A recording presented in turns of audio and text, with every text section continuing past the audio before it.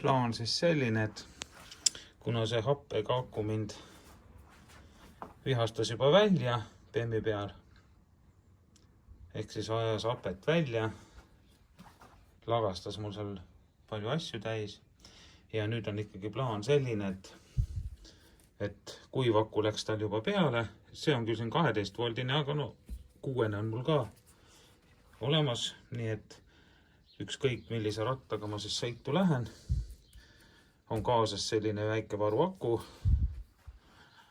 6-voldistel 6 ja 12-voldistel 12. Ja nüüd ma teen siis sellised krokodillid siin, ühes otsas krokodillid, teises otsas klemmid, mis saavad minna aku peale või siis kontrolllambi pesasse. Teen sellise pesa ka veel, et on universaalne tööriist.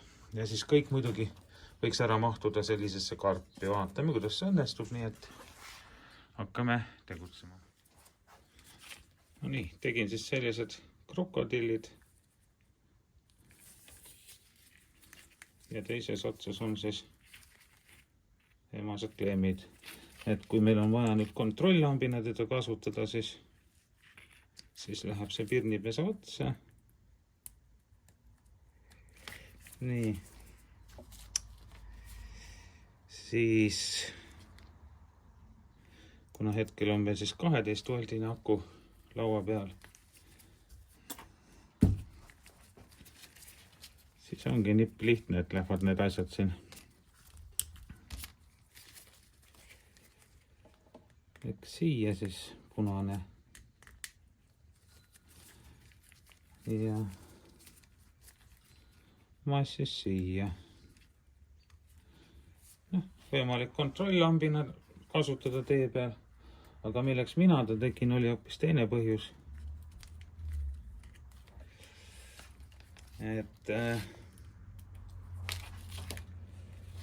Et siin peab muidugi olema nüüd hästi ettevaatlik, on ju, et see hetk, kui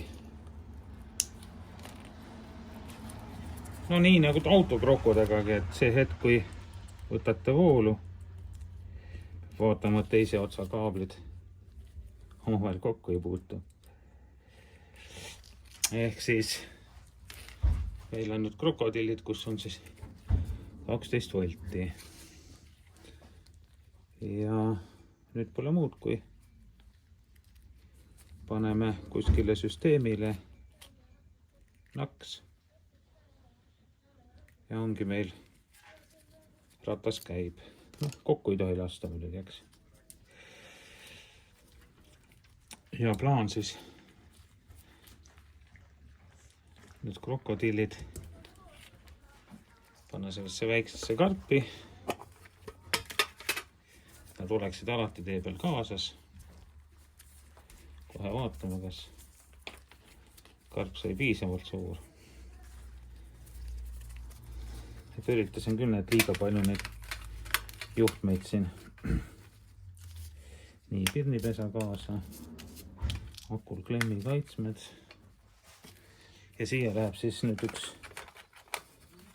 6 pirn ja üks 12. Et see komplekt on nagu siis universaalne. Ja kuna siin ruumi on, siis panen siia paar mingit pirni. Ei pane tegelikult neid siia. See jääb ikka nii. Kaan kinni ja ongi valmis.